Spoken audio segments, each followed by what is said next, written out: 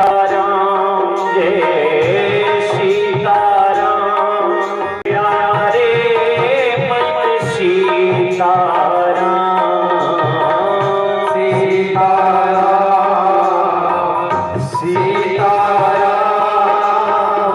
भज प्यारे मन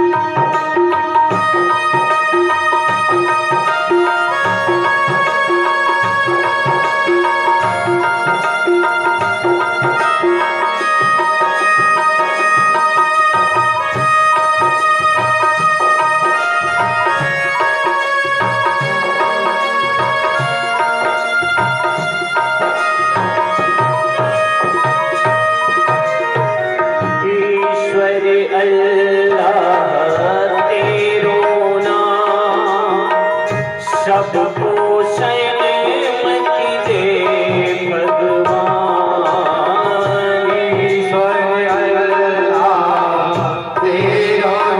तेरो नाम सबको शांति भगवान प्रभु ईश्वर अल्लाह तेरो नाम सबको सन्मति दे भगवान ईश्वर अल्लाह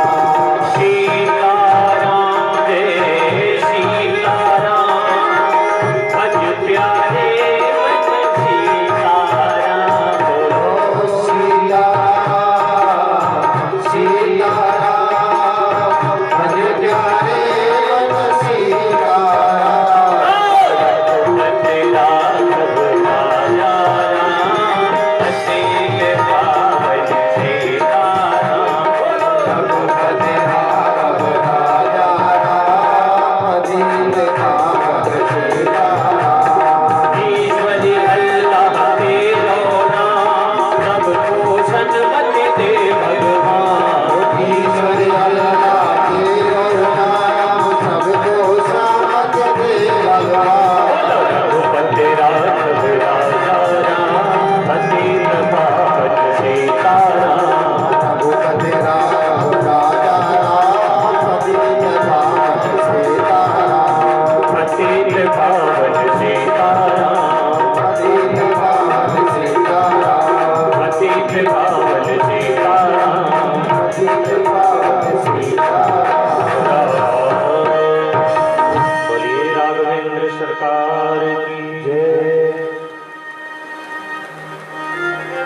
ज्यादा हो रही है ना कुछ।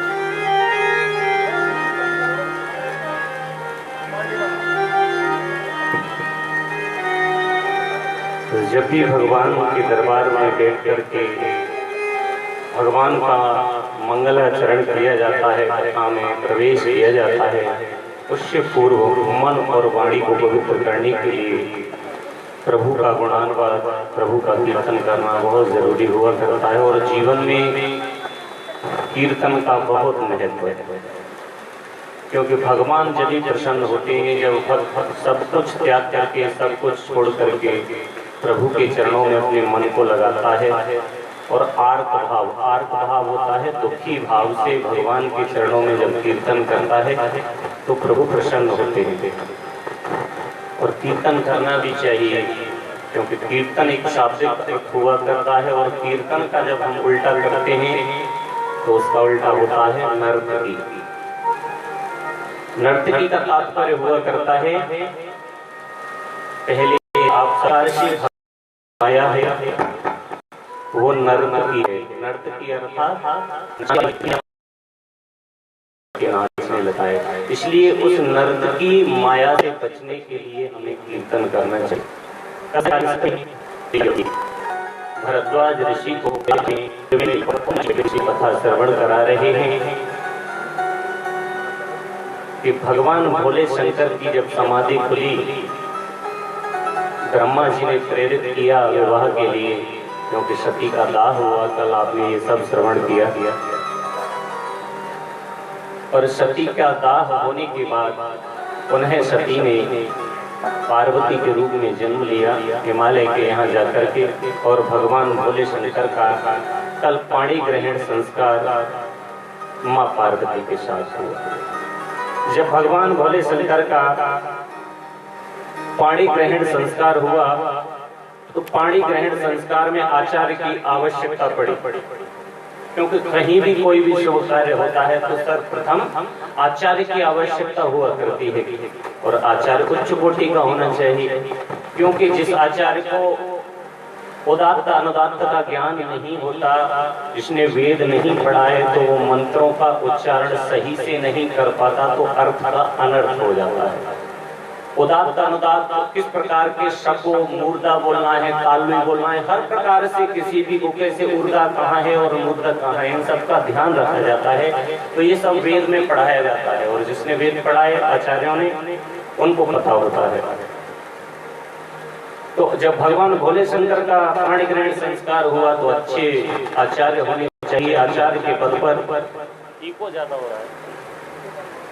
आचार्य के पद पर श्री ब्रह्मा जी महाराज को बिठाया गया। ब्रह्मा जी ने पाणी ग्रहण संस्कार कराया बड़े सुंदर तरीके से, और पाणी ग्रहण संस्कार जब हो रहा है तो बाबा तुलसीदास जी ने बड़ी सुंदर रचना उस समय की है। पाणी ग्रहण जब कीन महेशा, पाणी ग्रहण जब कीन महेशा, हर से तब सकल सुरेशा, हर से तब सकल सुरेशा, सकल सुरेशा।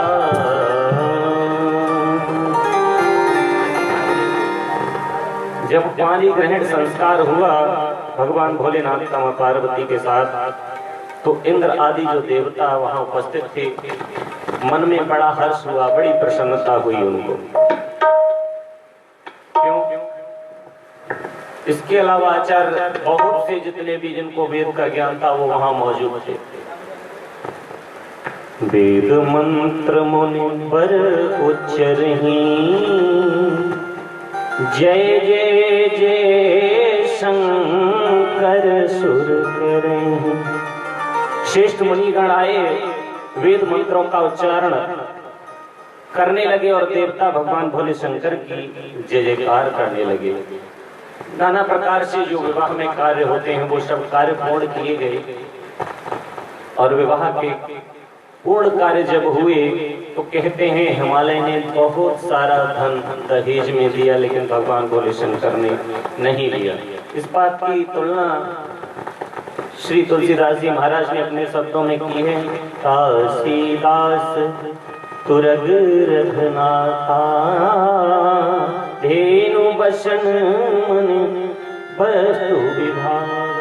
बहुत सा दान दिया, लेकिन कहते हैं भगवान भोले शंकर ने नहीं दिया, क्योंकि भगवान भोले शंकर तो भगवान भोले हैं, उन्हें किसी चीज की आवश्यकता नहीं है। लोग भगवान भोले शंकर की आराधना करते हैं और विष्णु भगवान की आराधना करते हैं, तो कहते हैं ज्यादातर भगवान भोले शंकर के जो शिष्य पाए जाते हैं, या भगवान भोले शंकर जिनके इष्ट हैं, भगवान भोले शंकर के जितने भी भक्त हैं, ज्यादातर आपको धनाढ्य मिलेंगे, ज्यादा लगभग में 90%। क्योंकि भगवान भोले शंकर स्वयं दिगंबर हैं, कुछ नहीं रखते अपने पास, जो भक्त मांगता है दे देते हैं। लेकिन विष्णु भगवान के जो भक्त हैं वो देखने के लिए आपको थोड़ा विपत्ति अवस्था में मिलेंगे, आपत्ति अवस्था में मिलेंगे, गरीब अवस्था में मिल सकते हैं, क्योंकि भगवान स्वयं कहते हैं विष्णु भगवान की, मैं जब कृपा करता हूँ तो सबसे पहले मैं भक्त की परीक्षा करता हूँ कि ये कितना सहन कर सकता है। तो बोले परीक्षा किस प्रकार से करते हो?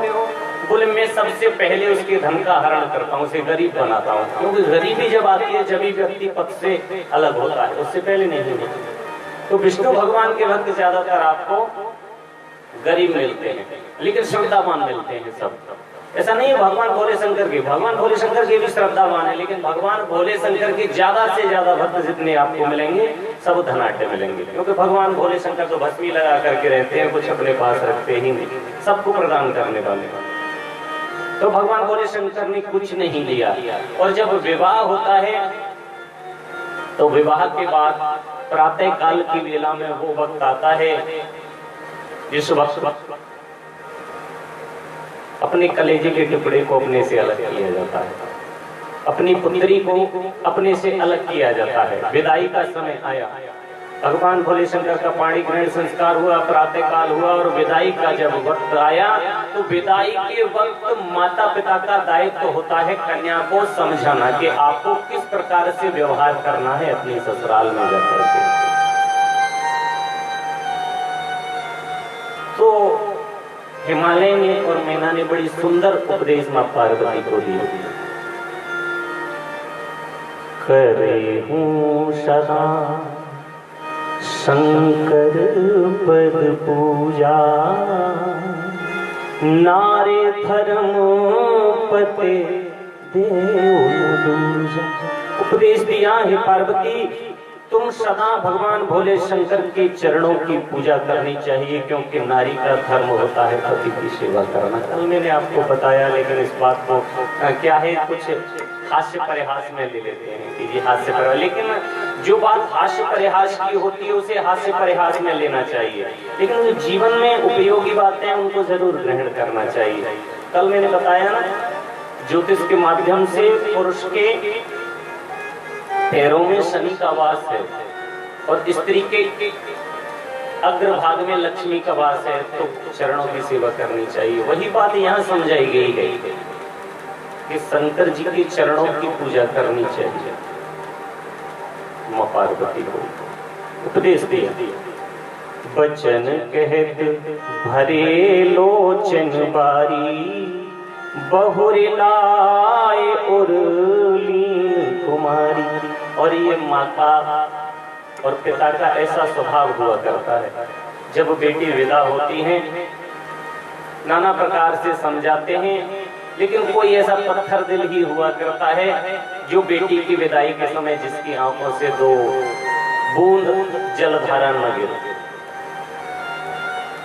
क्योंकि बेटी, आजकल की प्रथा तो एक अलग चल गई, कन्या को पवित्र धन माना गया है और कहते हैं जिस कोख से कन्या जन्म नहीं लेती वो कोख पूजनीय नहीं होती। जिस आंगन से पाणी ग्रहण संस्कार नहीं होता बेटी का, वो आंगन शमशान के समान माना गया है। हर आंगन से एक कन्या का पाणी ग्रहण संस्कार जरूर होना चाहिए। कहने का तात्पर्य नाना प्रकार से समझाया और विदाई का वक्त आया, विदा किया और विदा करते समय समझाया पति की सेवा करना। और जब विदाई होती है बेटी की, अश्रुधारा निकलते हैं, अश्रुधारा बही, समझा बुझा करके विदा किया भगवान भोले शंकर के साथ मां पार्वती को। और जब पार्वती और भगवान भोले शंकर चलने लगे, जब ही शंभु कैलाश ही आए, सुर सब निज निज लोक सिधाए। जब भगवान भोलेनाथ मां पार्वती को लेकर के कैलाश पर्वत पर पहुंच गए, तो फिर उसके बाद सब देवता अपने अपने स्थान पर चले गए। और जानता, हाँ, हर देवता का जब पूजन होता है पूजन होने के बाद जब पूर्ण आहुति हो जाती है और विसर्जन का समय आता है, तो विसर्जन के समय विप्रदेव सब देवताओं से हाथ जोड़ करके कहलवाते हैं यजमान से, अब जो भी सेवा हुई उसे ग्रहण कीजिए और आप अपने अपने स्थान पर चले जाइए, क्योंकि आपका कार्य पूर्ण हो गया है। लेकिन 2 देवता ऐसे छोड़ दिए जाते हैं जिन्हें कहीं भेजा नहीं जाता, उनके लिए तो ये कहा जाता है आप यहीं रहिए। श्री गणेश जी को कभी विदा नहीं किया जाता, और लक्ष्मी और नारायण दोनों को मिला करके उनको विदा नहीं किया जाता। इनसे कहा जाता है आप सदैव हमारे घर में निवास कीजिए, क्योंकि लक्ष्मी की आवश्यकता हर किसी को होती है। और आप सबने देखा होगा लक्ष्मी के उपासक बहुत ज्यादा हैं, क्योंकि लक्ष्मी की आवश्यकता हर किसी को। प्रोफेसर मार्शल इकोनॉमिक्स में कहते हैं व्यक्ति की आवश्यकताएं असीमित हैं, वो कभी पूर्ण नहीं हो सकती, इसलिए लक्ष्मी की आवश्यकता हर किसी को हुआ करती है। और लक्ष्मी की लेकिन पूजा करने का विधान शास्त्रों में अलग तरीके से बताया गया है। जब दीपावली आती है तो माँ लक्ष्मी की पूजा हर घर में होती है। अच्छा, समझ में नहीं आता क्यों होती है, होती तो सबके यहाँ है, दीपावली पर लक्ष्मी जी की पूजा ही क्यों बताई गई है? तो लक्ष्मी जी की पूजा मानो कर भी रहे हैं, तो लक्ष्मी जी की पूजा के साथ में गणेश जी की पूजा की जाती है। तो गणेश जी का और लक्ष्मी जी का तो लगभग में पुत्र और माता संबंध है। तो जब लक्ष्मी की पूजा करेंगे गणेश जी के साथ, तो पुत्र की पूजा हो गई और माँ की पूजा हो गई। पिता तो अकेले रहने छोड़ दिया गया। तो कहते हैं माँ लक्ष्मी प्रसन्न नहीं होगी। माँ लक्ष्मी जब प्रसन्न होगी, कल बताया ना सती जी क्यों रुष्ट हुई, क्योंकि उनके पति का भाग दिया नहीं गया यज्ञ में, इसलिए रुष्ट हो गई और अपमान को सहन नहीं कर सकी, अपने शरीर को जला लिया। तो माँ लक्ष्मी भी कहती है मैं आप पर जब कृपा करूंगी, जब प्रसन्न होंगी, जब आपके पास आऊंगी, जब आप मेरे पति की पूजा करोगे, और अकेले की पूजा करोगे तो नहीं आऊंगी। तो कहते हैं दीपावली के दिन जब भी पूजा की जाए तो गणेश भगवान और लक्ष्मी जी की तो नियमित चली आ रही है, लेकिन पास में एक विष्णु भगवान की प्रतिमा जरूर रखें, और विष्णु भगवान की प्रतिमा रख करके माँ लक्ष्मी को और विष्णु भगवान को एक कलावे से गठबंधन करके विराजमान करें। फिर जब उनकी पूजा करेंगे तो माँ लक्ष्मी प्रसन्न होंगी और वरदान देंगी और आपके पास स्थिर रहने लगेंगे। कहने का तात्पर्य सबकी विदाई हुआ करती है, वहां भी देवताओं की विदाई हुई, सब अपने अपने घर को चलने लगे। और इधर हर गिरिजा बिहार नित नयऊ, एहि विध विपुल काल चले गयऊ। इस प्रकार नित्य विहार करते करते इस बात को काफी समय गुजर गया कैलाश पर्वत पर।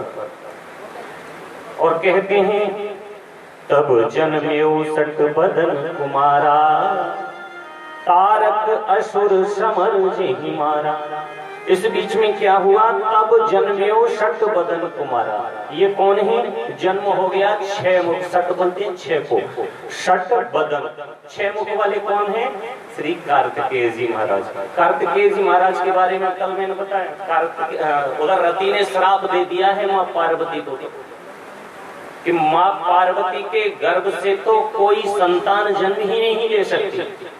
तो फिर कार्तिकेय जी का जन्म, तो कहते हैं जब तारक असुर ने परेशान ज्यादा किया तो सबने भगवान भोले शंकर और माँ पार्वती की आराधना की कि ये आपके अंश से ही इसका अंत हो सकता है। तो भगवान भोले शंकर और माँ पार्वती एक गुफा में बैठ करके दोनों तपस्या में लीन होते हैं और देवताओं से कह जाते हैं हम दोनों के जो तेज निकलेगा, तपस्या का प्रभाव जो होगा उससे एक तेज निकलेगा, उस तेज से एक बालक का प्राकट्य होगा, आप उसे लेकर के सुरक्षित कर देना। ऐसा कह करके दोनों एक गुफा में चले जाते हैं। गुफा में जाकर के दोनों ने तपस्या की, दोनों के तेज से एक पुण्यमान तेज प्राकट्य हुआ और कहते अग्निदेव ने जाकर के उस तेज को अपने हाथों में ले लिया। उस तेज को लेकर के गुफा से जैसे ही निकले, उधर तारकासुर को पता चला कि मेरे मारने की पूर्ण तैयारी हो गई है। तो कहते हैं अग्निदेव के ऊपर उसने हमला किया और कहते हैं अग्निदेव के हाथों से वो तेज छूट जाता है और नदी में बहने लगा, तो नदी में अलग अलग उसके टुकड़े हो गए। इस सब के बीच में माँ पार्वती और भोलेनाथ की समाधि टूटी। माँ पार्वती ने अनुनय विनय किया भगवान भोले शंकर से कि रति ने तो मुझे श्राप दे रखा है, मेरी कोख से कोई बच्चा जन्म नहीं ले सकता, हम दोनों के तेज के माध्यम से ये एक बच्चा उत्पन्न होना था और ये भी मुझे लगता है जल में बह गया, क्या होगा। तो कहते हैं भगवान भोले शंकर ने कृपा करके उस तेज को एकत्रित किया और मंत्र के द्वारा अभिमंत्रित किया। तो कहते हैं वहां से कार्तिकेय जी का जन्म हुआ। वही कार्तिकेय जी के बारे में बताया है, वही कार्तिकेय जी ने आगे चल करके तारक नाम असुर का वध किया। इसी कारण से सबसे बड़ी तो बात यही थी, तारक नाम का असुर परेशान कर रहा था, तभी तो इन दोनों का विवाह संस्कार किया गया।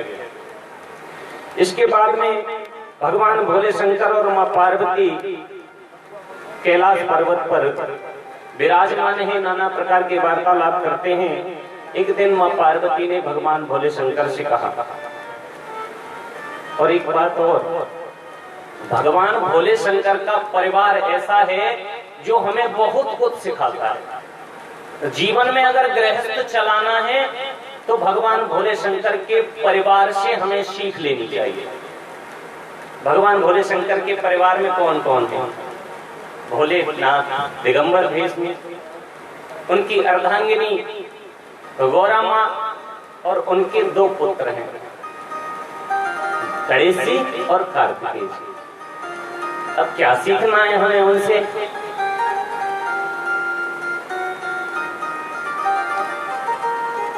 भगवान भोले शंकर की सवारी है बैल, वृष के, वृष पे सवार होते, वृष पे आरूढ़ होकर के चलते हैं।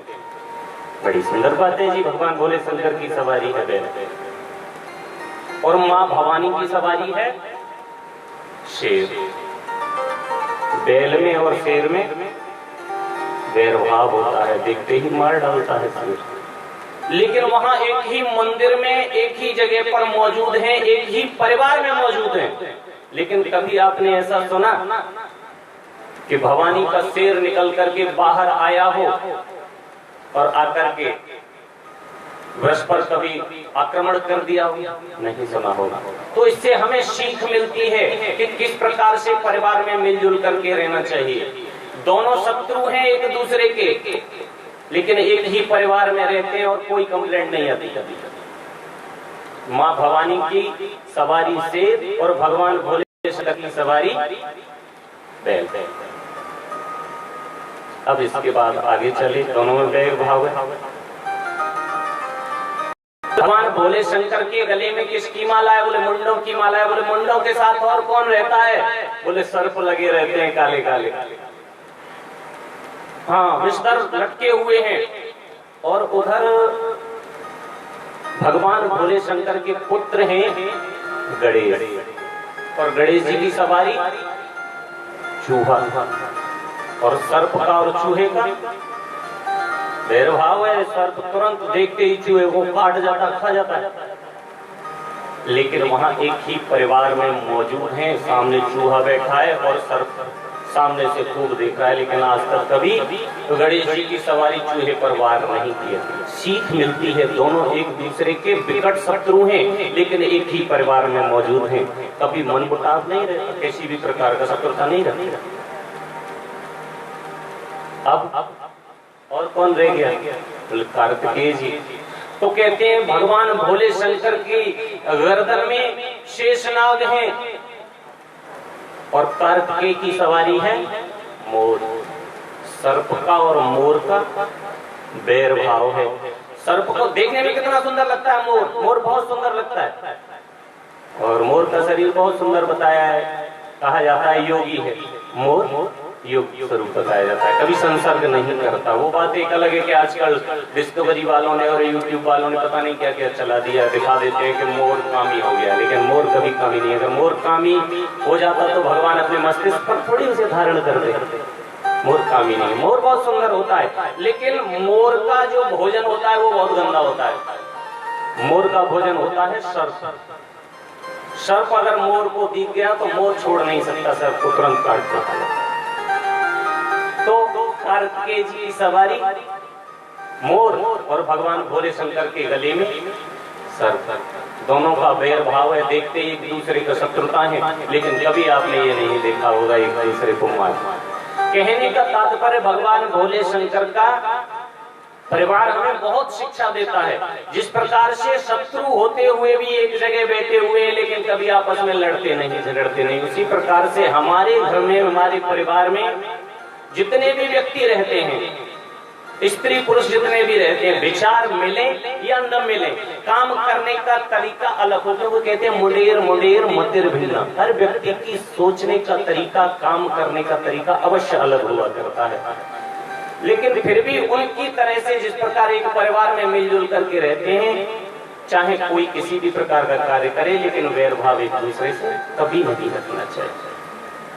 तो भगवान भोले शंकर का, अब तो भगवान भोले शंकर का परिवार इतना सुंदर है। भगवान भोले शंकर की तो आराधना मैंने बताई ना बड़ी सरल है।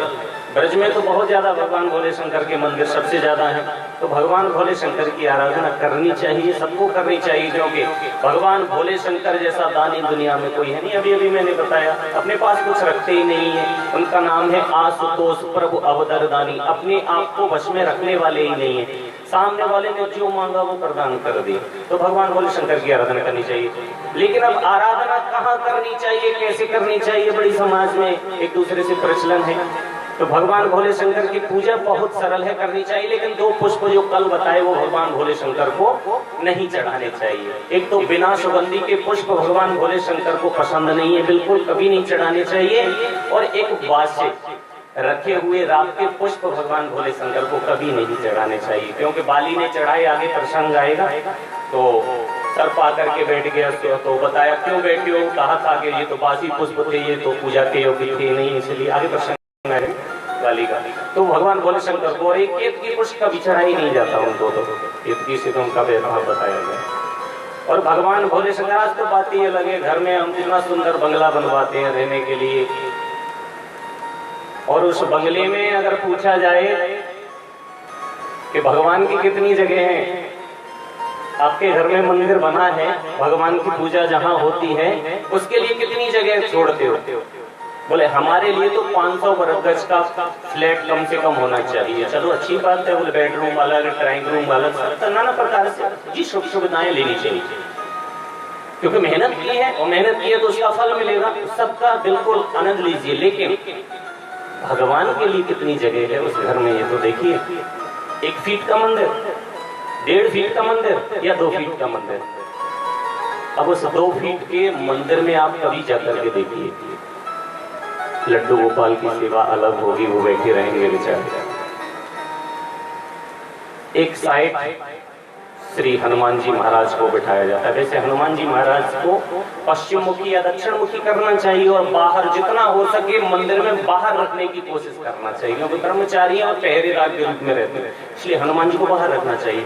लेकिन मैं बता रहा हूँ 1.5 या 2 फीट में लड्डू गोपाल भी रखे हैं बीच में, फिर कहते हैं कि प्रियतमा राधा रानी उनको भी रख दिया जाए, वो रख दी गई। हनुमान जी रख दिए गए, शेरा वाली रख दी गई, वहीं भगवान भोले शंकर, कार्तिकेय, गणेश, शनि देव, ये देव, वो देव, जितने भी दुनिया के देव हैं सब ला करके उस 2 फीट के स्थान में एकत्रित कर दिए।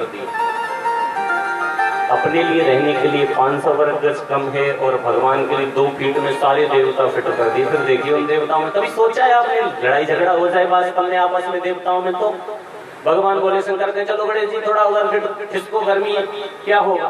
बोले मैं कहाँ खिसकू जी, जगह ही नहीं है खिसकने के लिए।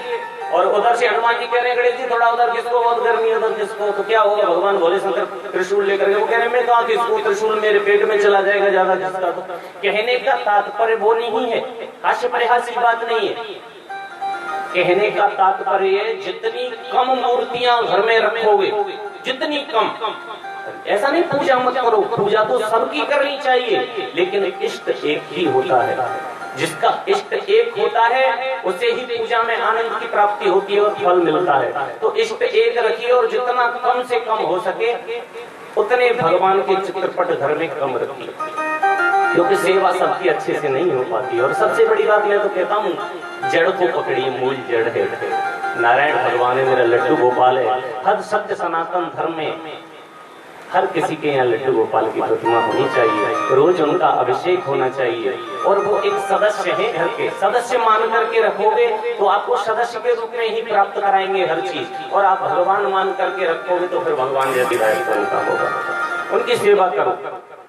और वैसे तो कहा जाता है घर में कभी भी 9 इंच से बड़ी मूर्तियां रखनी ही नहीं चाहिए। आजकल तो फिर मैंने बहुत घरों में ऐसा देखा है, फुटों के हिसाब से रखने लगे। मैंने कहा घर में तो 9 इंच से ज्यादा बताई नहीं है, शास्त्रों में बताया है ये ठीक नहीं है। 9 इंच से ज्यादा मूर्ति मंदिरों में रखी जाती है, घर में नहीं रखनी चाहिए। बोले नहीं जी, हमारी तो श्रद्धा है। मैंने कहा भैया श्रद्धा को पूर्ण करो, बाकी वेद शास्त्रों की आजकल मान ही कौन रहा है, कोई मत मानो, रखिए आराम से पूजा कीजिए, मन से करनी चाहिए। तो कहने का तात्पर्य भगवान भोले शंकर का परिवार बड़ा सुंदर है। अब माँ पार्वती और भगवान भोले शंकर कैलाश पर्वत पर बैठे हुए हैं, और कैलाश पर्वत पर बैठ करके माँ अम्बा जगदम्बा पार्वती की इच्छा होने लगी। तो भगवान भोलेनाथ से कहा, हो जो पर प्रसन्न सुख राशि,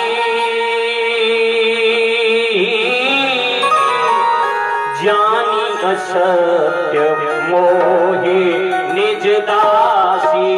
राम सिया राम सिया राम जय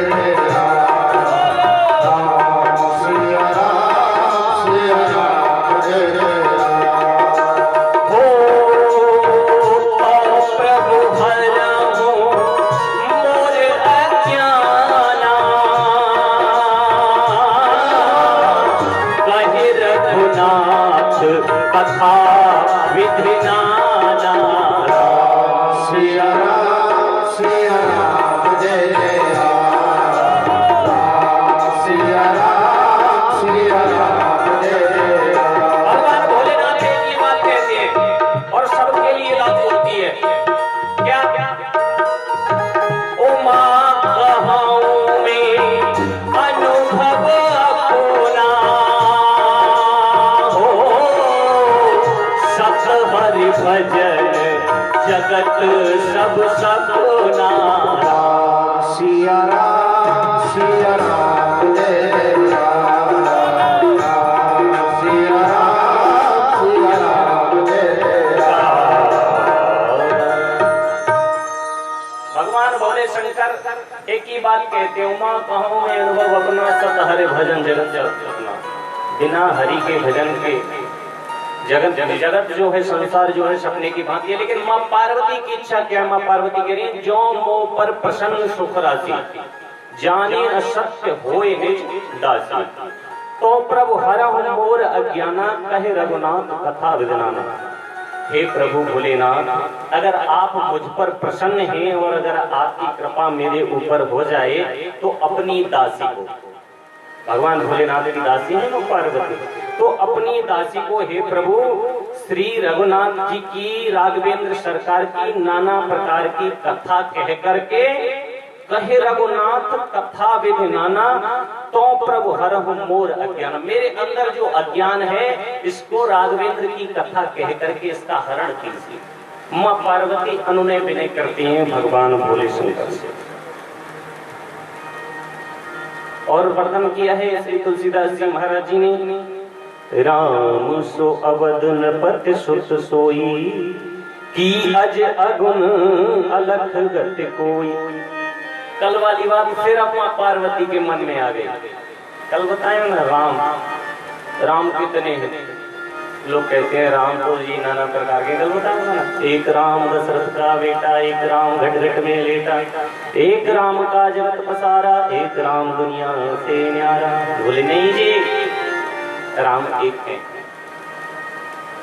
जोई राम दशरथ का बेटा, सोई राम घट घट में लेटा, उसी राम का जगत पसारा, और वही राम दुनिया से न्यारा। राम तो एक ही है, लेकिन फिर ये माँ पार्वती के मन में एक बार से ये उत्कंठा पैदा हो गई, मन में शंका पैदा हो गई। और एक ध्यान के मन में जब कभी भी उत्कंठा पैदा हो जाए, शंका पैदा हो जाए, तो अपने से किसी बड़े के पास विशेषज्ञ के पास जाकर के उस शंका का तुरंत निदान करा लेना चाहिए, नहीं तो वो धीरे धीरे बड़ी हो जाती है, विकराल रूप धारण कर लेती है। इसलिए जब भी कम मन में शंका आए तुरंत अपने से बड़े से जाकर के उसे शेयर करो, उसका निदान कराइए। तो माँ पार्वती के मन में शंका हुई तो भगवान भोलेनाथ से तुरंत शेयर कर लिया, आदान प्रदान कर लिया, भगवान मेरे मन में शंका है, इसको दूर करो। शंका क्या है? वही शंका है। अब वो भी मन में कह रही हैं, बोले राम सो अवध नृपत सुत सोई की अज अगम अलख पत कोई। ये भगवान राम जो है, क्या ये वही दशरथ के बेटा वाले राम है या कोई और राम है? और यही बात कल भरद्वाज ऋषि पूछ रहे, किससे? याज्ञवल्क्य जी से, कि मेरे मन में संदेह है कि वो जो राम है जिसका हम नाम जपते हैं वो कोई और है, दशरथ जी के जो पुत्र हुए वो कोई और हैं, भगवान भोले शंकर जिसका स्मरण करते हैं, नाम जपते हैं, शायद वो कोई और है। बोले नहीं जी, राम तो एक ही है। लेकिन माँ पार्वती के मन में जब ये शंका हुई तो भगवान भोले नाथ ने कहा राम तो एक ही है। बोले एक ही राम है, तो जो राम दशरथ जी के यहाँ जन्म लेकर के आए वही राम है, तो उनकी लीला मुझे विस्तार पूर्वक सुनाई। पुण्य प्रभु कहूं राम अवतारा, बाल चरित पुनि कहूं उदारा, कहूं जथा जानकी विवाही, राज तजा सो दूषण काही। हे प्रभु, अगर ये वही राम है तो मुझे विस्तार पूर्वक भगवान राम राघवेंद्र के जन्म की कथा कहिए, उनका बाल चरित्र सुनाइए, और उन्होंने फिर किस प्रकार से माँ सीता जी के साथ विवाह किया, ये सब सुनने की मेरी इच्छा है। माँ पार्वती ने भगवान भोले शंकर से कहा। भगवान भोले शंकर ने माँ पार्वती को श्रवण कराया, क्योंकि जब कोई बात सामने वाले को, वक्ता को अच्छी लगनी चाहिए, क्योंकि भगवान भोले शंकर को ये बात अच्छी लगी, क्योंकि ये बात श्री भगवत तुलसीदास जी ने वर्णित की है कि ये उमा के जो प्रश्न था भगवान भोले शंकर को बड़ा सुंदर लगा। क्यों लगा? बोले प्रश्न उमा के सहज सुहाई, छल विहीन सुन शिव मन भाई। भगवान भोले शंकर को ये बात बहुत अच्छी लगी माँ उमा की। अच्छा, लोग कहते हैं ये राम कथा क्या है और भागवत कथा क्या है, तो कहते हैं भगवान भोले शंकर ने माँ पार्वती को अमर कथा सुनाई थी। अमर कथा, अमर कथा क्या है? अमर कथा लोग आजकल तो वक्ता लगभग में 90% यही कहते हैं। मैं कोई वक्ता नहीं हूं, मैं तो आप सबका बच्चा हूं, लेकिन वक्ता कहते हैं 90%। बोले अमर कथा की जैसे ही बात आती है, बोले अमर कथा भगवान भोले शंकर ने माँ पार्वती को सुनाई। मैंने कहा जी कौन सी सुनाई? तो अब तक जितने भी वक्ताओं से सुना, बोले एक ही बात है। बोले क्या? बोले भागवत की कथा अमर कथा है। जी हाँ, भगवान की कथा सब अमर कथा है, ये तो बात ठीक है, लेकिन कभी मैंने ये नहीं वर्णित सुना किसी शास्त्र में, किसी पुराण में, किसी वेद में आज तक कि भगवान भोले शंकर ने अपने मुख से भागवत कथा गान की है। मैंने कभी नहीं सुना। हाँ, राम कथा, क्योंकि राम भगवान भोले शंकर के इष्ट हैं, इसलिए राम कथा जरूर भगवान भोले शंकर ने माँ पार्वती को सुनाई है। तो मैं कहता हूँ राम कथा सुनाई है तो ये अमर कथा होनी चाहिए। अमर कथा तो वो भी ऐसा नहीं।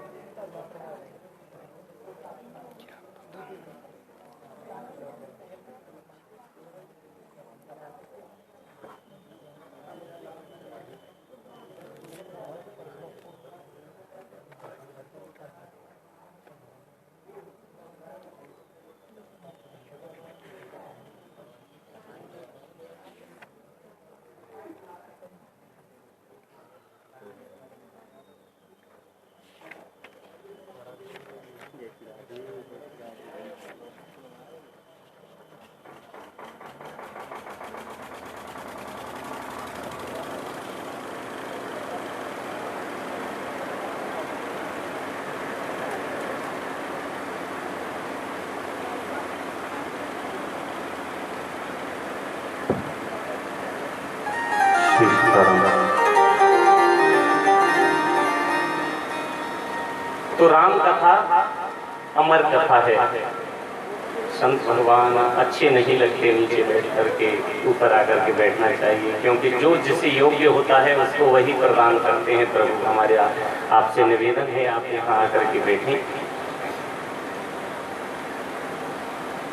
क्योंकि दुनिया में बस संत और विप्र दो ही ऐसे हैं जिनके ऊपर ये पृथ्वी टिकी हुई है। बाकी तो प्रभु मालिक के क्या होगा इस राष्ट्र का। तो कहने का तात्पर्य माँ पार्वती के मन में कुंठा है, माँ मन में दुखी है। किस बात को लेकर के दुखी हैं? अभी अभी बताएं, भगवान क्या वही राम है या कोई और राम?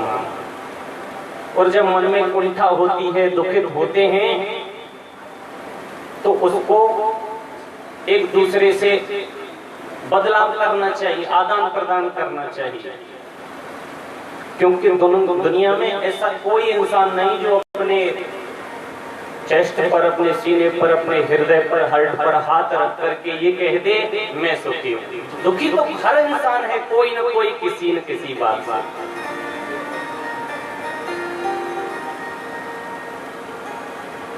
किरीट भाई एक भजन गाते हैं, भजन नहीं है, पद है स्वयं का लिखा हुआ, इतना सुंदर वाक्य। जो देखे सो दुखिया रे बाबा, सुखिया को नहीं। क्या? और जो देखे सो दुखिया रे बाबा, सुखिया को नहीं है। जो देखे सो दुखिया रे बाबा, सुखिया कोई नहीं हो। जो देखे सो दुखिया रे बाबा, सुखिया नहीं। प्रेम से गाइए क्या? जो देखे सो दुखिया रे बाबा, सुखिया कोई नहीं है।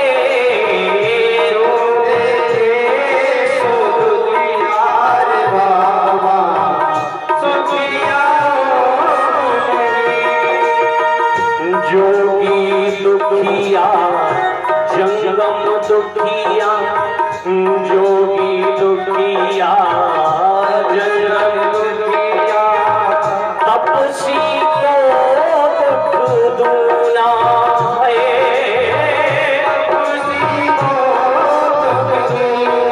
दुनिया में कोई सुखी नहीं।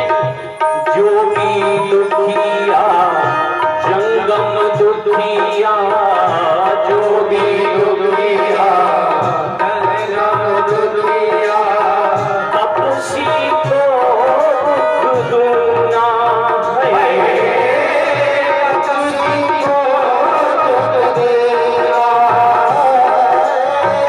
तपसी को दुख देना। आसा मन सा सब घटवासी,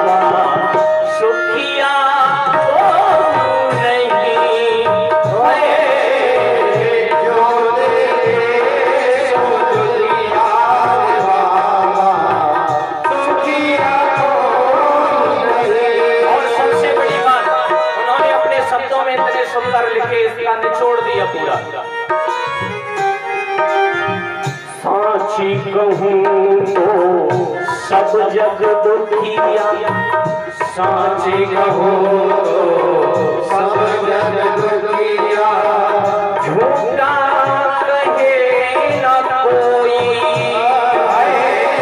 झूठा कहे न कोई।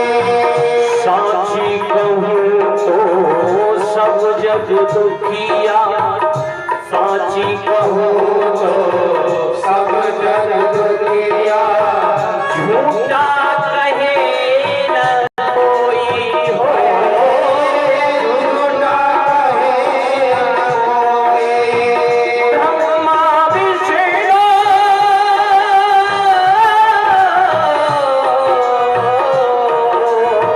ब्रह्मा विष्णु शंकर दुखिया, ब्रह्मा विष्णु शंकर दुखिया जिसने सृष्टि रचाई हो, जिसने सृष्टि रचाई।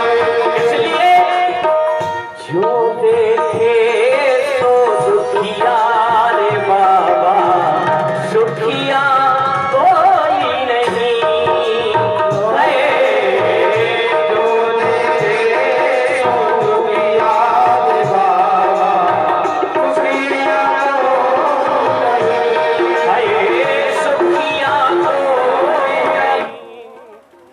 सुखिया को नहीं पता ना है तुम्हें क्या पता होगी लाला है।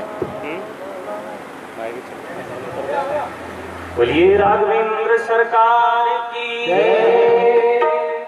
तो जब भी मन में दुख आए उससे भगवान से कहो। माँ पार्वती के मन में कुंठा हुई, दुख हुआ, भगवान भोले शंकर से कहा। भगवान भोले शंकर ने कहा बहुत सुंदर, आप भगवान के अवतार की कथा सुननी चाहती हो, मैं जरूर श्रवण कराऊंगा। तो पहले वंदना करते हैं भगवान भोले शंकर श्री राघवेंद्र सरकार की। बंद बाल रूप सोए राम, बंद बाल रूप सोए राम, सब बेली सुलभ जपत देश नाम, सब सेवे सुलभ जपत देश नाम।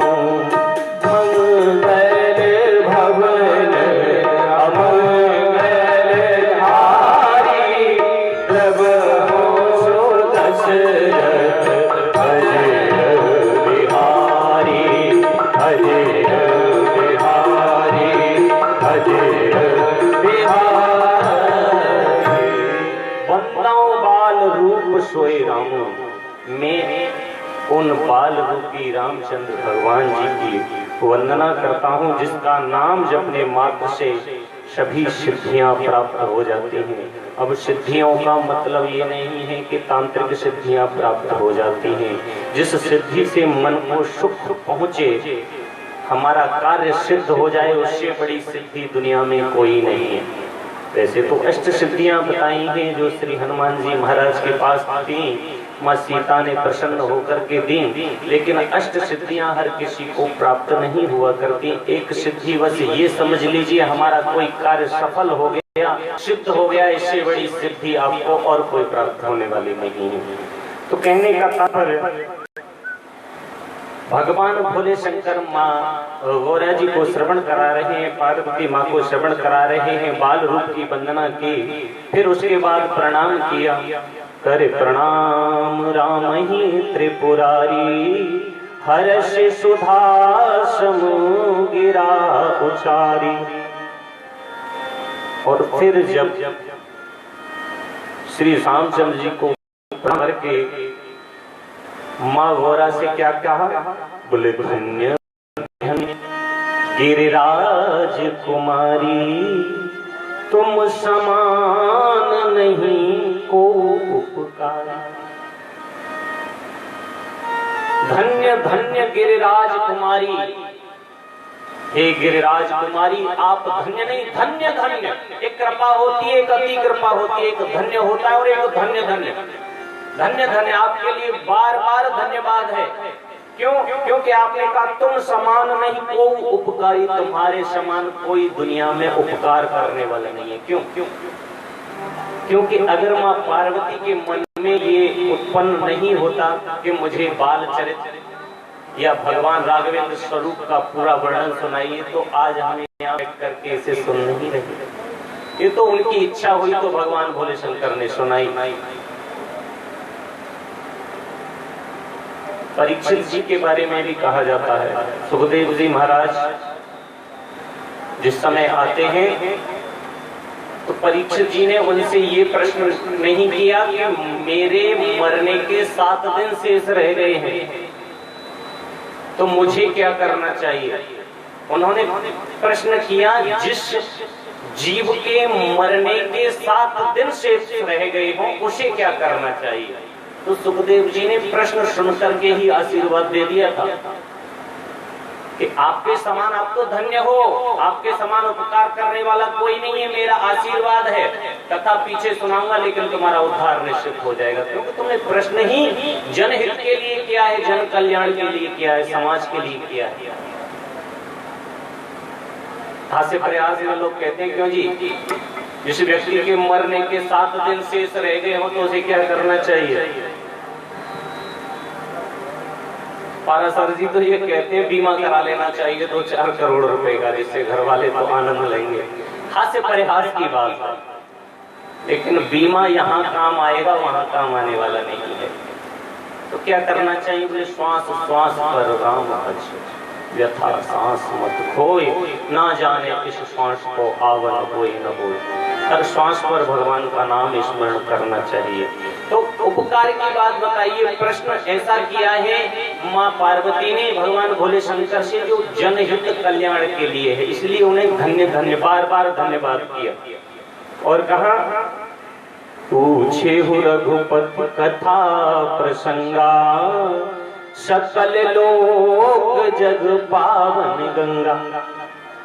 जो आपने श्री रघुवर लाल की कथा का प्रसंग पूछा है, वो कथा समस्त लोगों को पवित्र करने वाली गंगा जी के समान है।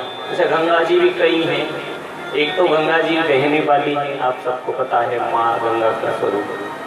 ये राम कथा को भी यहाँ श्री तुलसीदास जी महाराज ने अति पावन गंगा कहकर के पुकारा है। ये भी माँ गंगा का ही स्वरूप है, क्योंकि माँ गंगा का कार्य है पापों को नष्ट करना। जो उसमें गोता लगाता है उसके सारे पाप धुल जाते हैं। इसी प्रकार से इस भगवान की कथा में जो गोता लगाता है उसके सारे पाप धुल जाते हैं।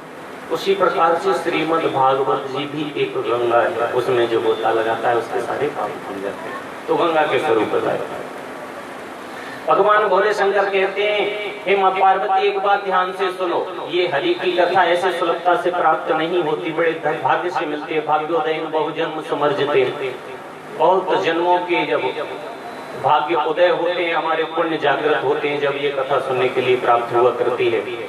और जिसने हरि की कथा को नहीं सुना तो उसके लिए श्री तुलसीदास जी महाराज वर्णन कर रहे हैं। बोले जिन हरे कथा सुनी नहीं काना, जिन हरे कथा सुनी नहीं काना, श्रवण रंग अहि भवन समाना, श्रवण रंग अहि भवन समाना, श्रवण रंध्र अहि भवन समाना, भवन समाना, भवन समाना।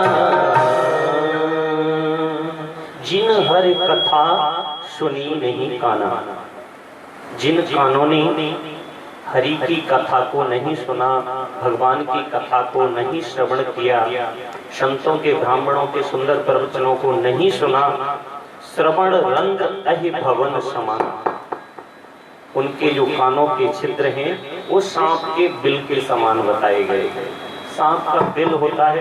वैसे तो कहते हैं आम भाषा में सांप का कोई बिल ही नहीं होता, सांप कभी बिल नहीं बनाता, किसी के भी बिल में एडजस्ट हो जाता है, बैठ जाता है। लेकिन फिर भी कहा है सांप के बिल के समान है, क्योंकि सांप का जो बिल होता है कोई संगमरमर का तो बनता नहीं, मिट्टी का बनता है, उसमें पता नहीं कितनी बार जाओ कितनी बार आओ, कोई फर्क पड़ने वाला नहीं है। तो ये कान जिन्होंने हरि की कथा नहीं सुनी है तो सांप के बिल के समान है, इनमें कुछ भी डालते रहो कुछ भी आते रहो, कोई काम की चीज नहीं। और बताया बोले नया नहीं संत दरस नहीं देखा, लोचन मोर पंख कर लेखा। और जिन नेत्रों ने, ये तो कान की बात है, जिन कानों ने भगवान की कथा को श्रवण नहीं किया वो सांप के बिल के समान है। और ये इंद्री है ना, 5 कर्मेंद्रिय और 5 ज्ञानेंद्रिय हुआ करती है, तो इंद्रियों के माध्यम से बता रहे हैं इंद्री। अब दूसरे में कहा बोले नए नए संत दर्श नहीं देखा, जिन नेत्रों ने संतों के दर्शन नहीं किए उनके वे नेत्र मोर के पंखों पर दिखने वाली नकली आंखों की गिनती में आते हैं, ऐसा बाबा तुलसीदास जी वर्णन कर रहे हैं। और बताया भगवान भोले शंकर ने मां पार्वती को बोले जो नहीं करे राम गुण गाना, ये भी इंद्री बताई, जो जिव्या भगवान के नाम का गुणानुवाद नहीं कर सकती, जीह सोता दुर जीह समान। वो किसके समान है? साथ कह रहे हैं दादो, दादो बोलते हैं मेढक को, मेढक के समान है। और भगवान की कथा कैसी है, भगवान भोले शंकर आगे वर्णन कर रहे हैं, बोले राम कथा सुंदर करतारी, संशय बेहग उड़ावन हारी। ये मैंने उस दिन भी बताया, ये राम कथा ऐसी है, जीवन में कितना भी बड़ा संकट हो, कैसी भी मन में अश्रद्धा पैदा हो जाए, जिस चीज का निदान कहीं नहीं मिल रहा हो, उस समस्या का समाधान आपको राम कथा में मिल जाएगा। लेकिन ध्यान से इसको श्रवण कीजिए और ध्यान से इसका पठन पाठन कीजिए, तो हर समस्या का समाधान है इसमें। तो वही बात कह रहे, राम कथा सुंदर करतारी, संशय बेहग उड़ावन हारी, राम कथा कल बिटप कुठारी, सादर सुन गिरिराज कुमारी। भगवान की कथा बड़ी सुंदर है, नाना प्रकार से समझा रहे हैं और कहने लगे अब ध्यान दे करके सुनो, क्योंकि भगवान की कथा हमेशा ध्यान से और कान से और गान से, इन सब का बड़ा संबंध रहता है। कान का, ध्यान का और गान का, इनका बड़ा संबंध रहता है। ध्यान से सुननी चाहिए, कान से सुननी चाहिए और गान से उच्च स्वर में सुननी चाहिए। भगवान के स्वरूप के बारे में भगवान भोले शंकर ने बताया कि भगवान कैसे हैं।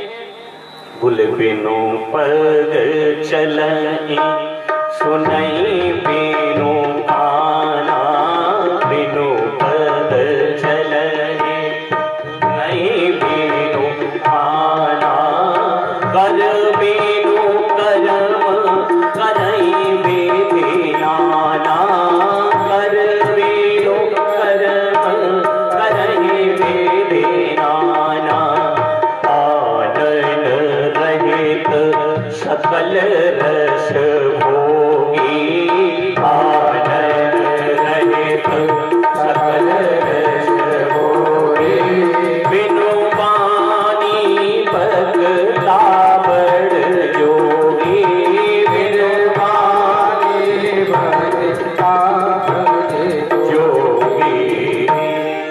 पहले भगवान के स्वरूप का वर्णन किया गया है। भगवान कैसे हैं? बोले ब्रह्म का पहली बात तो आना जाना कहीं होता नहीं है, ब्रह्म का कहीं आना जाना होता नहीं है। तो कहते हैं जब ब्रह्म का आना जाना नहीं होता, तो कल भी मैंने इस पर थोड़ी सी चर्चा की थी, जब भगवान का कहीं आना जाना नहीं होता तो क्या जो माँ कौशल्या के गर्भ से लेकर, अच्छा इस बात पे बड़ी आगे होगी पिछला, लेकिन आगे समय नहीं रहता, अब याद आ गया। विद्वान लोग कहते हैं, संत लोग कहते हैं कि भगवान कभी गर्भ में नहीं जाते, भगवान कभी गर्भ में नहीं जाते। भगवान का अवतार होता है, भगवान का जन्म नहीं होता। बहुत सुंदर बात। तो बोले एक बार भक्त की रक्षा करने के लिए भगवान गर्भ में चले गए थे, परीक्षित की रक्षा करने के लिए चले गए थे। मैंने कहा बड़ी सुंदर बात है। तो या तो मैंने कहा हम विद्वान लोग, आप सब बहुत ज्यादा ही विद्वान हो, तुलसीदास जी से भी ज्यादा, तो मैं कह नहीं सकता।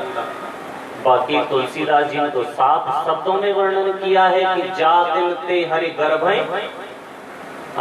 तो इसका मतलब तो ये है कि भगवान गर्भ में आए। और विद्वान लोग, संत लोग कहते हैं बोले भगवान गर्भ में कभी आते ही नहीं। तो फिर इस विषय पर ज्यादा चर्चा नहीं, मुझे आज सूचित किया गया था कि इन गूढ़ रहस्यों पर ज्यादा वो मत किया करो आप, क्योंकि समाज में भ्रांति पैदा होती। मैंने कही जरूर, कोई बात नहीं। कहने का तात्पर्य, अब भगवान का जब कहीं आना जाना नहीं है तो कौशल्या के गर्भ से कैसे आए, देवकी के गर्भ से कैसे आए? बोले ब्रह्म का कहीं आना जाना नहीं होता। कल मैंने बताया था भगवान राक्षसों का वध करने के लिए नहीं आते, भगवान भक्तों के मनोरथ को सिद्ध करने के लिए इस धरा पर आते हैं। अदिति कश्यप, उनका मनोरथ कैसे पूर्ण होता है? माँ कौशल्या ने कितनी तपस्या की है, उनका मनोरथ कैसे पूर्ण होता अगर भगवान नहीं आते तो? माँ देवकी का कैसे मनोरथ पूर्ण होता?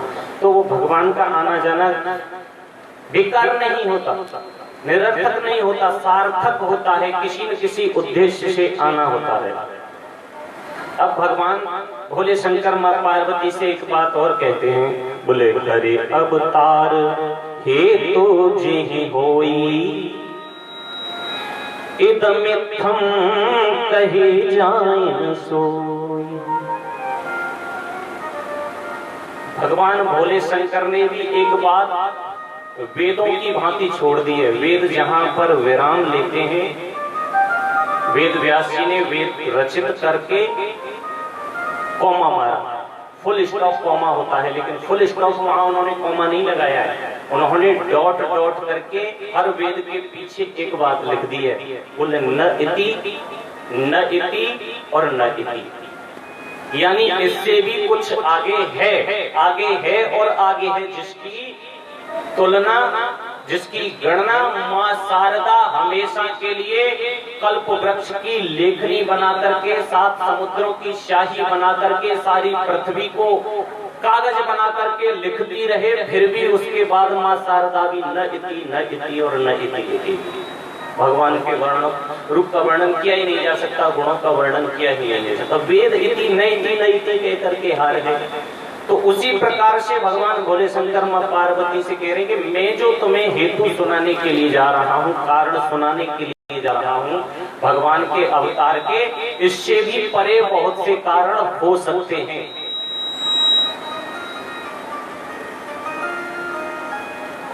और कहा, बोले राम अतर्क्य बुद्धि मन वाणी, मत हमार अस सुनहि सयानी। हमारा मन तो यह है कि आप बुद्धि, मन और वाणी से भगवान की कथा को ध्यान पूर्वक सुनिए। ये भगवान भोले शंकर ने कहा। अब हेतु बताते हुए भगवान भोले शंकर वर्णन कर रहे हैं माँ पार्वती को। बोले क्या? बोले भगवान के अवतार के हेतु कब कब होते हैं? बोले जब जब होए धर्म की हानि, हो बाढ़ असुर अदम अभिमानी। सिया राम जय जय राम, सिया राम जय जय राम। अरही अहित जाए नहीं परनी, हो सीधहि वेद खेलो सुर धरनी। सिया राम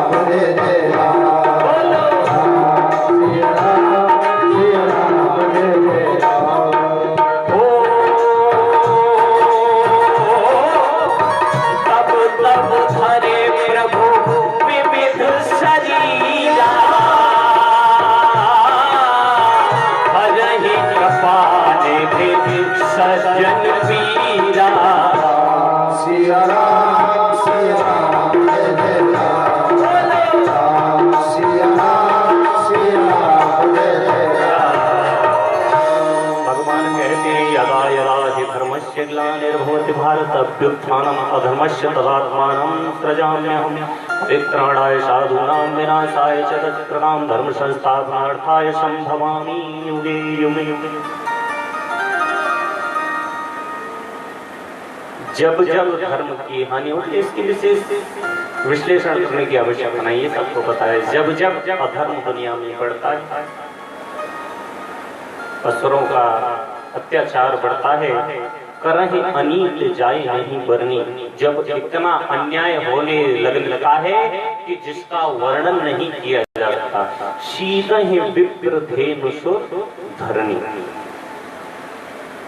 जब जब विप्र ब्राह्मण धेनु गाय सुर देवता धरणी पृथ्वी जब जब इनको सताया जाता है, बोले तब तब प्रभु धर विविध शरीरा हरहि कृपा निधि सज्जन पीरा।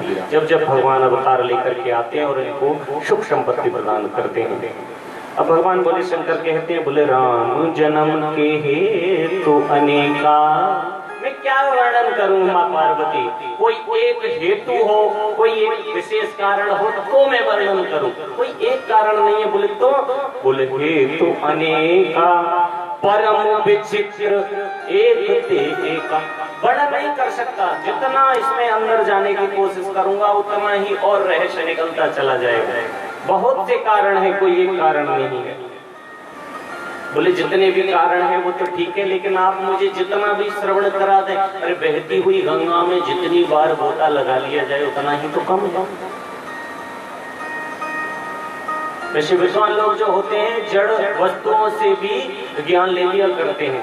एक नाथ जी महाराज हुए, एक नाथ जी महाराज। एक नाथ जी महाराज एक बार गंगा स्नान के लिए गए और एक नाथ जी महाराज ने गंगा स्नान किया। गंगा स्नान करके बाहर निकले तो एक वृक्ष के नीचे से गुजरे। उस वृक्ष पर दो क्रूर जाति के मानव बैठे थे। उन्होंने देखा, जानबूझ करके संत एकनाथ जी महाराज के ऊपर थूक दिया। और जब थूक दिया तो स्वाभाविक है कि गुस्सा आना चाहिए कि मैं अभी अभी गंगा स्नान करके आया हूँ और इन्होंने मेरे ऊपर थूक दिया। लेकिन एकनाथ जी महाराज ने उन दोनों से कुछ नहीं कहा। तुरंत जैसे आगे जा रहे थे पुनः वापस पीछे लौटे और जाकर के कपड़े उतार करके पुनः गंगा स्नान कर लिया। पुनः गंगा स्नान किया और कमंडलू में गंगा जल लेकर के फिर चल दिए। कहते हैं फिर पेड़ से निकले, जानबूझ करके फिर थूक दिया। कहते हैं एक बार नहीं, दो बार नहीं, 5 बार नहीं, 10 बार नहीं, 20 बार नहीं, 50 बार नहीं, पूरा 100 बार उन्होंने उनके ऊपर थूका। और 100 बार एकनाथ जी महाराज बार बार गंगा स्नान करके वापस आ जाते हैं। जब 100वीं बार स्नान करके आए तब उन दोनों को ध्यान हुआ, हम ये बार बार उनके ऊपर थूकते हैं लेकिन इनको क्रोध नहीं आता, ये तो बहुत बड़े परम संत हैं। कहते हैं कब तक अक्रूरता जो होती है, क्रूरता होती है और एक अक्रूरता होती है। तो क्रूरता का एक लास्ट लिमिट समय हुआ करता है, अंतिम सीढ़ी हुआ करती है। दोनों शरणागत हो गए, शरणागत होकर के क्षमा प्रार्थना करने लगे, ये संत भगवान हमें क्षमा कर दो, हमसे बड़ी भूल हो गई। आपने 100 बार गंगा स्नान किया, हमने 100 बार आपके ऊपर थूक दिया। संत दयालु हुआ करते। मैंने कहा ना, विद्वान जड़ वस्तुओं में से ज्ञान लेते हैं। संत एकनाथ जी बोले, आप क्षमा क्यों मांगते हो? आपने कोई पाप नहीं किया, आपने तो हमारे उपकार किया है। बोले क्या उपकार किया है? बोले सबसे बड़ा उपकार किया है, मैं एक ही बार गंगा स्नान करता और चला जाता, आपने मेरे ऊपर थूक दिया। मैंने इसी कारण से एक ही दिन में, थोड़ी देर में 100 बार गंगा स्नान कर लिया। 100 बार गंगा स्नान करने का फल मुझे प्राप्त होगा। तो कहने का तात्पर्य जड़ वस्तु से भी विद्वान लोग ज्ञान ले लिया करते हैं। तो वही बात कह रहे हैं कि बहती हुई गंगा में से जितना गंगा जल पान कर लिया जाए उतना ही कम है। बहती हुई गंगा में जितना गोता लगा लिया जाए उतना ही कम है। तो माँ पार्वती उसी बात को कह रही है, प्रभु जितना हो उतना ही समझाओ, जितना मिल जाएगा उतना ही कम है। तो भगवान भोलेनाथ माँ गौरा को श्रवण कराने लगे और कहते हैं, कुल जन्म एक दुई कहूँ बखानी, सावधान सुन सुमति भवानी। एक दो जन्म की बखान करूंगा, इससे सावधान होकर के भवानी आप सुनिए।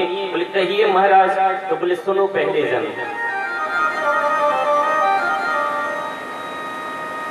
द्वारपाल हरि के प्रिय दो, द्वारपाल हरि के प्रिय दो, जय और विजय जाने सब को, जय और विजय जाने सब को। भगवान हरि के दो द्वारपाल, जिनका नाम जय और विजय, सब कोई जानता है। बोले क्या हुआ आगे फिर? बोले श्राप ते लून भाई, विप्र श्राप से लून भाई, तामस असुर देव तिन पाई, तामस असुर देव तिन पाई। बोले द्वारपाल हरि के प्रेम दो, भगवान हरि के दो द्वारपाल हैं। Hello hello. जिनका नाम है जय और विजय, इनको सब जानते हैं। अच्छा, भगवान के भी दो बॉडीगार्ड हुआ करते हैं, नई बात देखने के लिए मिलती है। हाँ जी, होते हैं। जब व्यक्ति का पद बढ़ जाता है तो उसको सिक्योरिटी दी जाती है।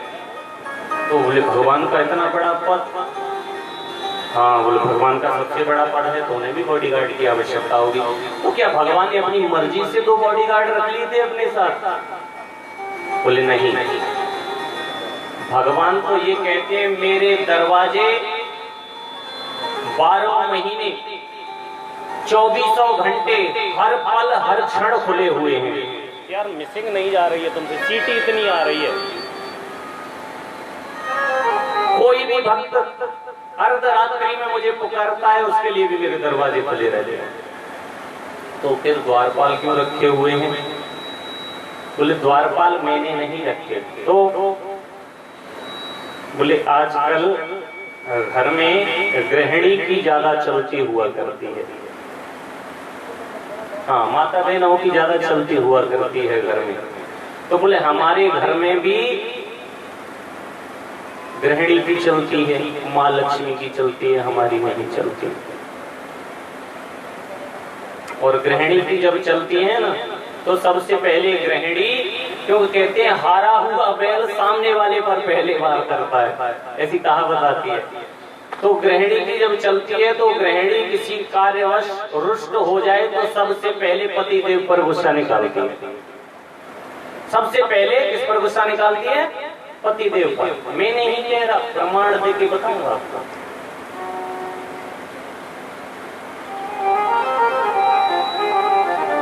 एक बार माँ लक्ष्मी बैठी हुई थी वैकुंठ लोक में, और भगवान विष्णु तो अपने ध्यान में मस्त, मुस्कुराता हुआ चेहरा भगवान का, मुस्कुरा रहे हैं, आंख भी खुली हुई है। माँ लक्ष्मी ने देखा, देख तो मेरी ही तरफ रहे हैं, मुस्कुरा क्यों रहे हैं?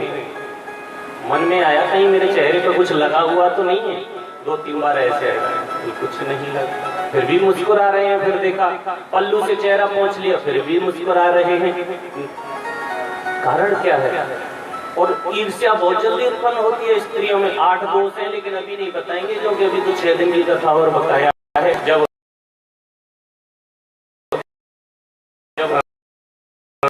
श्री रावण जी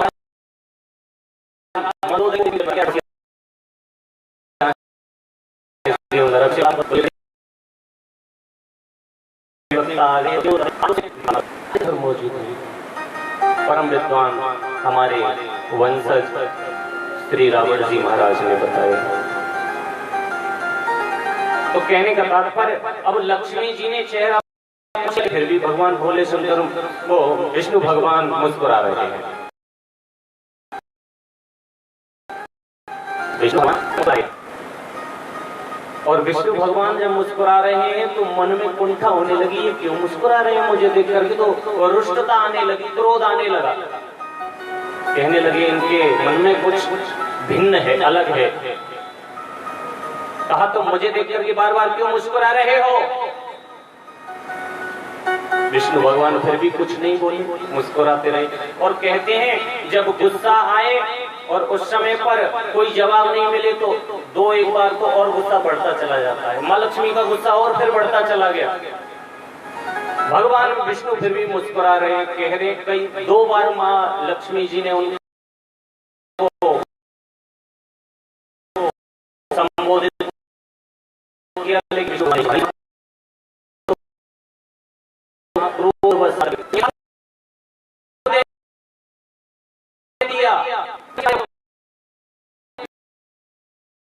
लगता है तो मेरे कोई कमी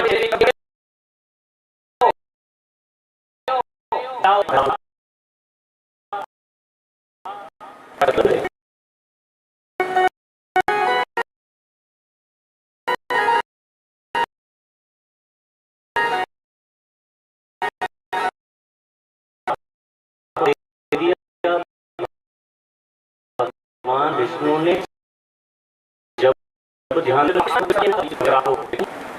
कोई अपने मन से नहीं कह रहा। जिन भक्तों ने देवी भागवत सुनी है, अभी 15 दिन पहले मेरी मनाली में कथा हुई देवी भागवत। देवी भागवत में चतुर्थ स्कंद में कथा आई है ग्रीव अवतार की। है ग्रीव किसे बोलते हैं? है ग्रीव बोलते हैं वो घोड़े को, हॉर्स, HORS, हॉर्स।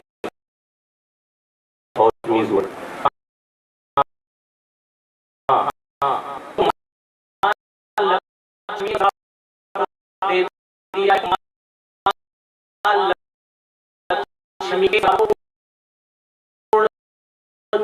करने के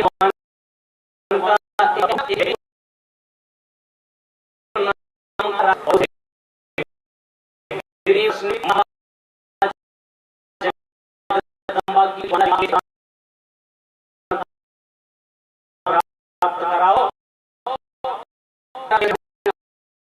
मेरी राम देवी के जब तक मरूंगा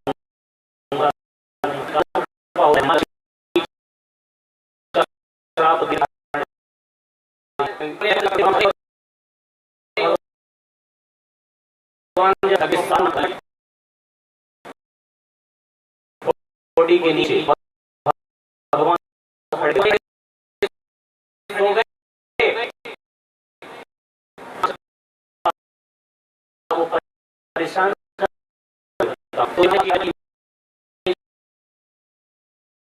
हमें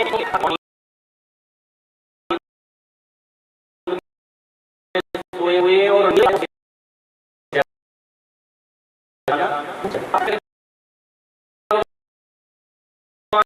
सोए हुए जगह मारे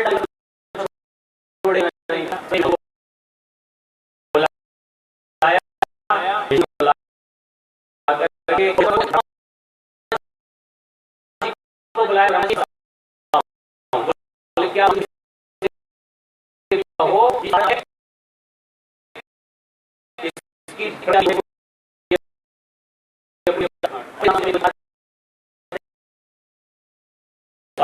अपने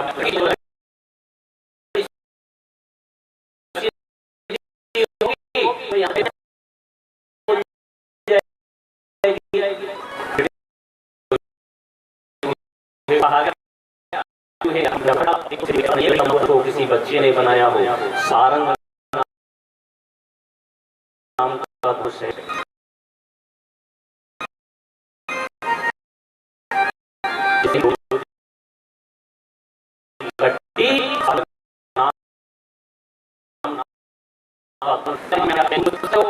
पर थोड़ी में इस प्रकार भगवान के भगवान की ये गर्दन उखड़ करके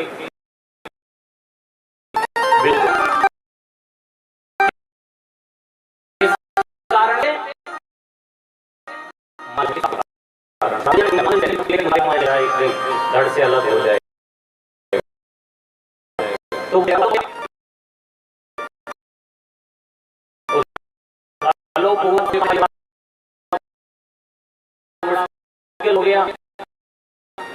क्या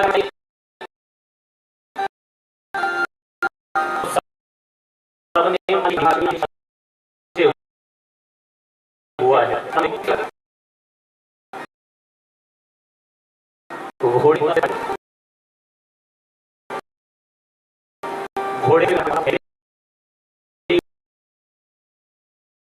नाम का अवतार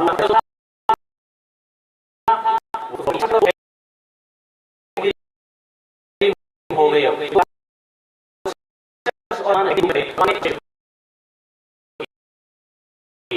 और युद्ध तो के राक्षस ने भगवान से कहा तुम युद्ध में हमें हरा नहीं पाओगे, इसलिए हम कहते हैं आप वापस चले जाओ। भगवान बोले आप हमें कैसे वापस जाने के लिए कह रहे हो, हम तुमसे कह रहे हैं तुम युद्ध करो। बोले हम तुमसे युद्ध नहीं करते। भगवान बोले आप हमसे कोई आशीर्वाद मांग लो, क्षमा मांग लो, हम तुम्हें क्षमा कर देंगे। तो हयग्रीव नाम का जो राक्षस था उसने भगवान से कहा तुम हमसे कोई वरदान मांग लो, हम तुमसे कोई कम थोड़ी है। तो भगवान बोले सुनो हम वरदान मांग रहे हैं, तुम अपने आप में वरदान है कि जब तक तुम्हारी इच्छा होगी जब तक मरोगी नहीं, हम आपसे वरदान मांग रहे हैं आप अपनी इच्छा के अनुसार मर जाओ।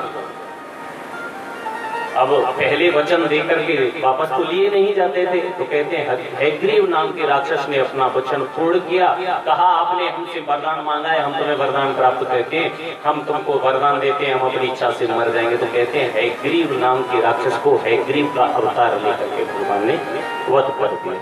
तो कहने का तात्पर्य भगवान के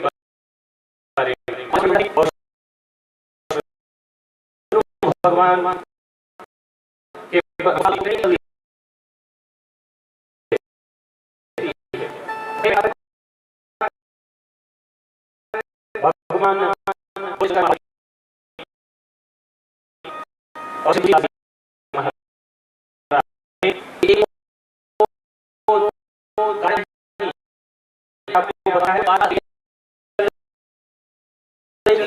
द्वारपाल लिए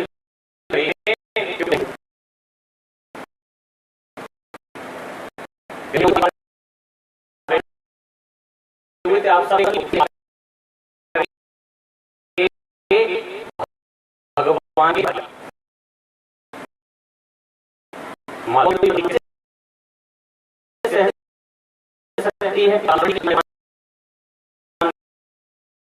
भगवान सहन नहीं पाई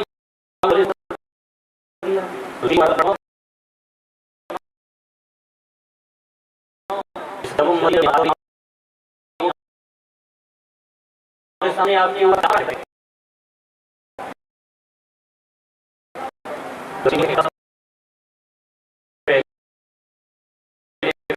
व्यवस्था ये करो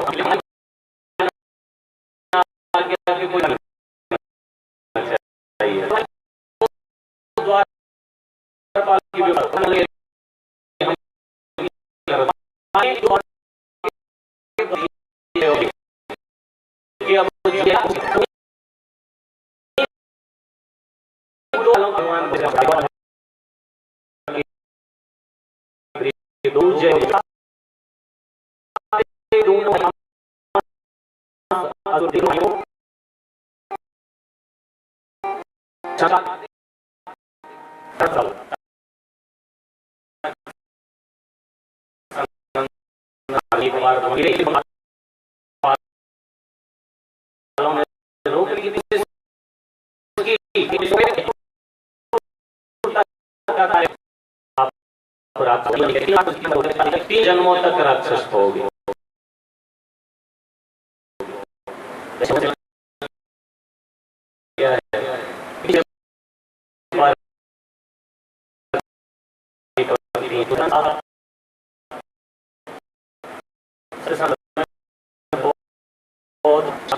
भगवत के लिए चिड़िया मुस्लिम भाई कहते हैं अल्लाह के पास जाने से पहले सांस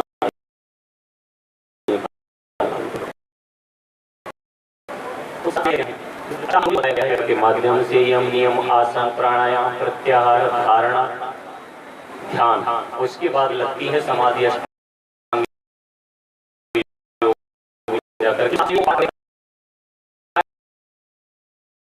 आठवां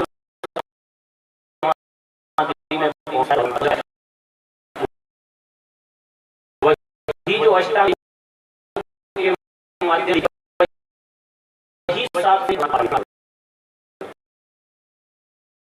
तो चारों में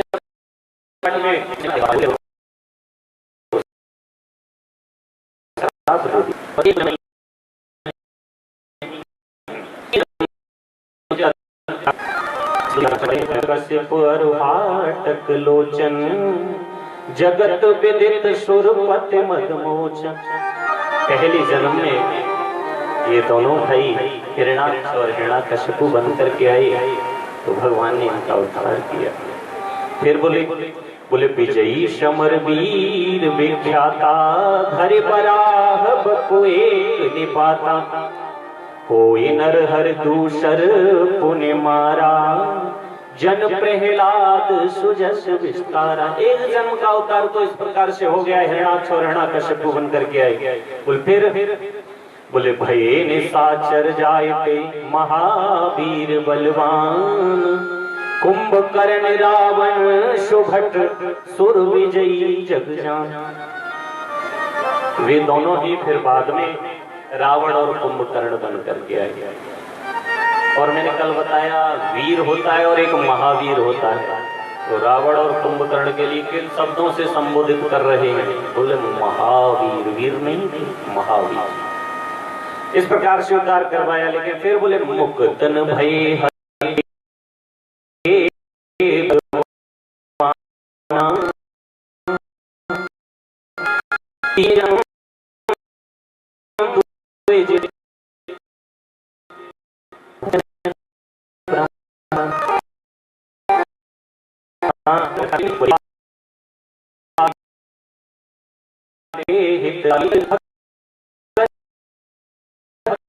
अनुराग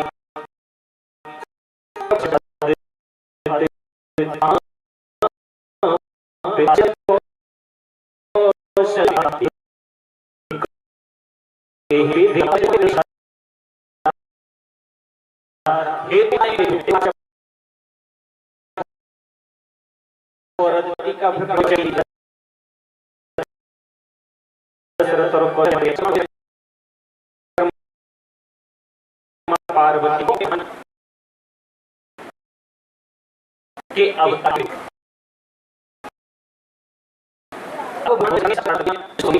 को हो गई।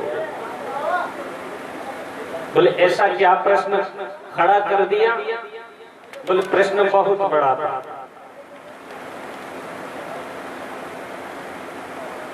बोले नारद श्राप दीन एक बारा, नारद श्राप दीन एक बारा, नारद श्राप दीन एक बारा, नारद श्राप दीन एक बारा।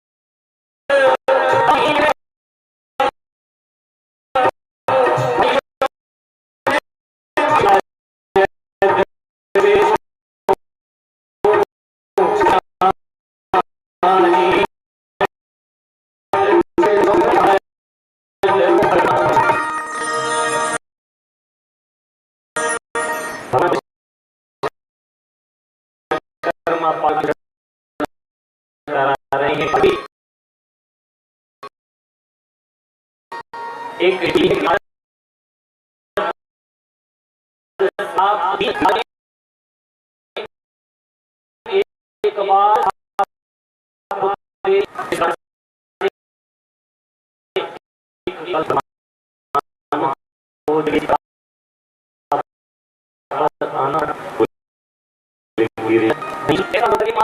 चकित रह गई। बोले नारद विष्णु भगत पुनि। बोले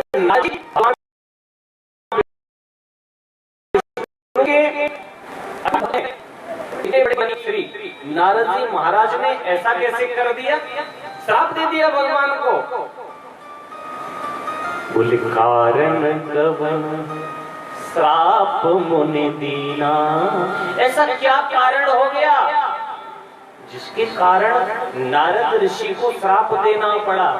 और का अपराध रमापति की, ऐसा रमापति मैंने फिर बताया ना, रमापति बार बार रमा, वही इंदिरा रमा, उसने बताया ना।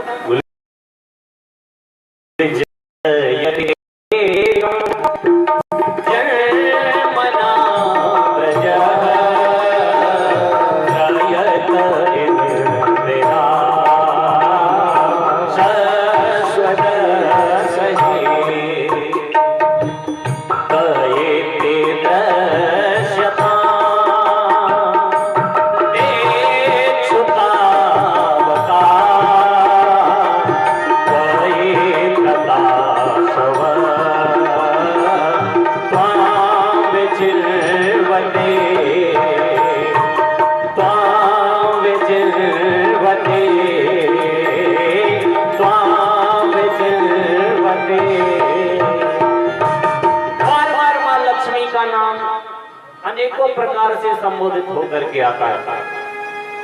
उधर इंदिरा के नाम से संबोधित करते हैं सुखदेव जी महाराज, और इधर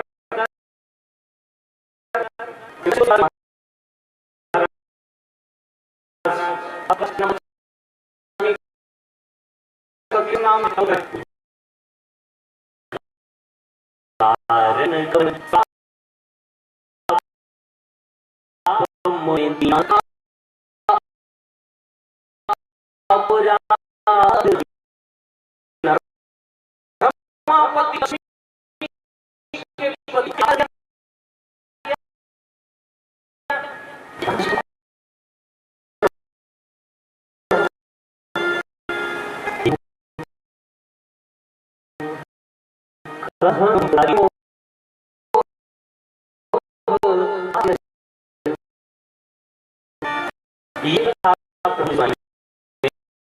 मेरे मन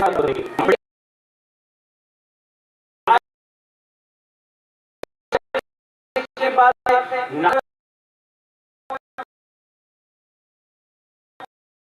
बहुत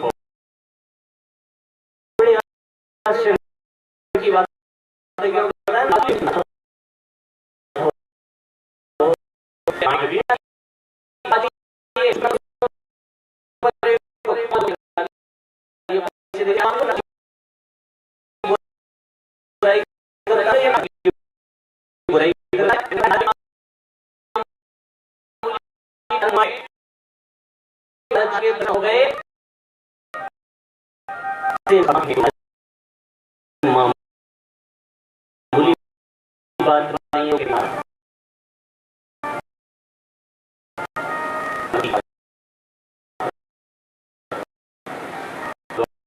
और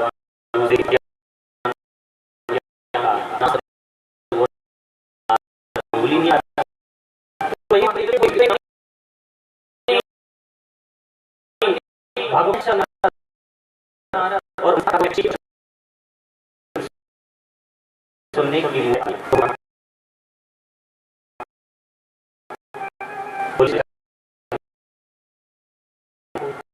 और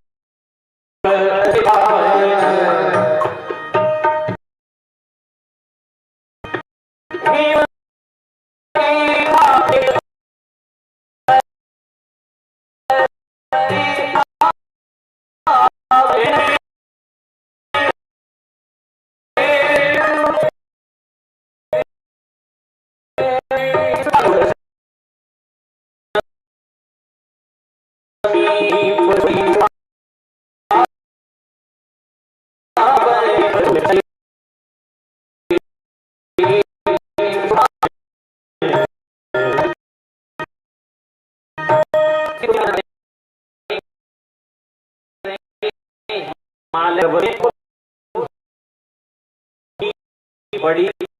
और बहुत सुंदर और उस देख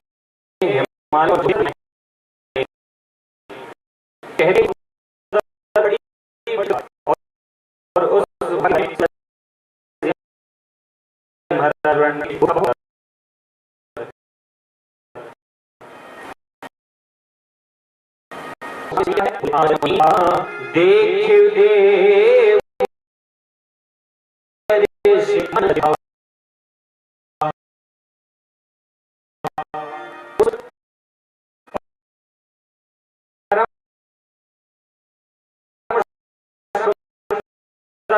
गुफा के पास कि जो एक ही लालसा रहती है कि मुझे यहीं पर बस जाना चाहिए, रहना चाहिए। वही वर्णन किया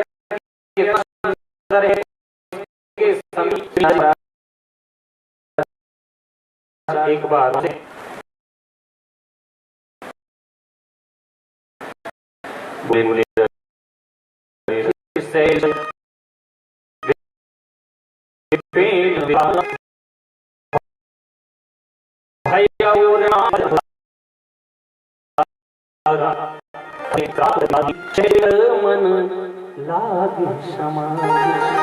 जो श्री नारद जी महाराज दक्षराज प्रजापति के श्राप के कारण ढाई घड़ी से ज्यादा कहीं ठहर नहीं पाते, उस हिमालय के अंदर उस सुंदर गुफा को देख करके मन में ऐसी लालसा हुई, बोले यहाँ बैठ करके कुछ देर भगवान का हरि का जाप करना चाहिए और भजन को करना चाहिए। अब होता है जिन्होंने दीक्षा ले ली है वो गुरु मंत्र करते हैं, और जिन्होंने बेचारों ने दीक्षा नहीं ली, वैसे एक बात विशेष तो मैं नहीं बोलूंगा क्योंकि आप सब विद्वान मुझसे बड़े हैं, लेकिन दीक्षा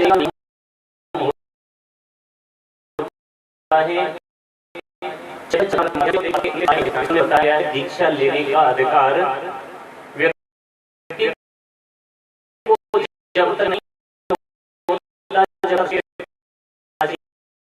माता जी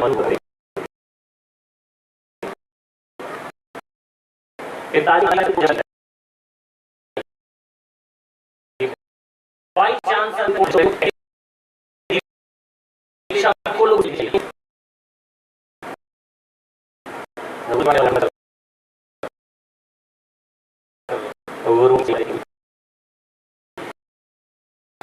लेकिन दीक्षा के बारे में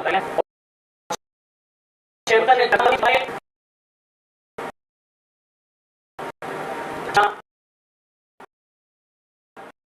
ग्रेस